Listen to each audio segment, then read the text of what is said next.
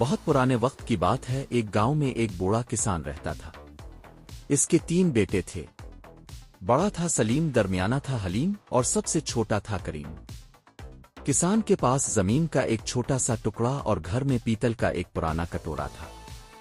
کہتے تھے وہ کٹورا اس کے پردادا کے زمانے کا ہے اور اس میں جو بھی کھانا ڈالو برکت ہو جاتی ہے۔ کسان بیمار پڑا تو اس نے بیٹوں کو بلایا اور کہا، بیٹو میرے بعد تم تینوں نے مل کر رہنا ہے۔ زمین بانٹ لینا مگر کٹورا کسی ایک کو مت دینا۔ یہ کٹورا تمہیں یاد دلائے گا کہ برکت اکیلے میں نہیں بانٹنے میں ہے۔ کسان مر گیا۔ تینوں بھائیوں نے کفن دفن کیا، ماتم کیا اور تیسرے دن ہی جھگڑا شروع ہو گیا۔ بڑا بولا، میں بڑا ہوں، کٹورا میرا حق ہے۔ درمیانہ بولا، نہیں میں زیادہ محنت کرتا ہوں۔ چھوٹا کریم چپ رہا۔ وہ جانتا تھا کہ کٹورے سے زیادہ قیمتی بھائی چارہ ہے۔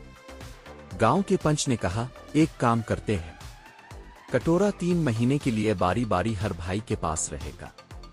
جو اس سے سب سے زیادہ فائدہ اٹھائے وہی اس کا مالک ہوگا۔ پہلا مہینہ سلیم کے پاس آیا۔ سلیم نے سوچا، اس کٹورے کو بیچ کر شہر میں دکان کھولوں گا۔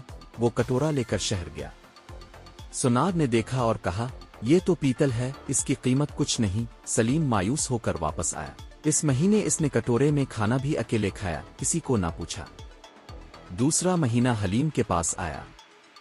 حلیم چالاک تھا۔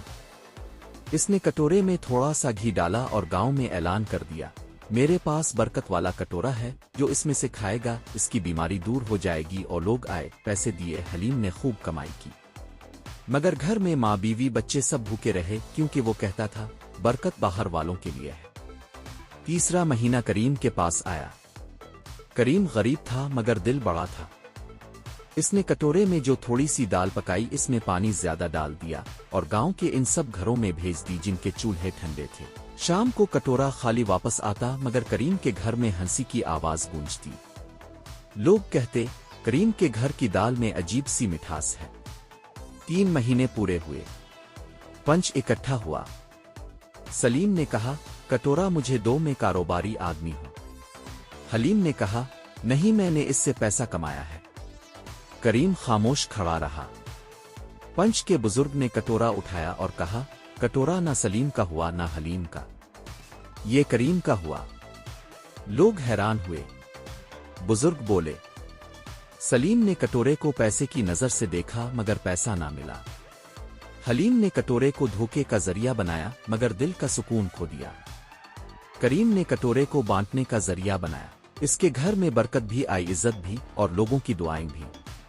مطلبی رشتے دار ہمیشہ یہی کرتے ہیں، چیزیں اپنے لیے سمیٹتے ہیں اور رشتے توڑ دیتے ہیں۔ اس دن کے بعد سلیم اور حلیم کو سمجھ آئی۔ وہ کریم کے پاس آئے اور بولے، بھائی معاف کر دے، ہم نے مطلب کی دوستی نبھائی، تم نے رشتے کی۔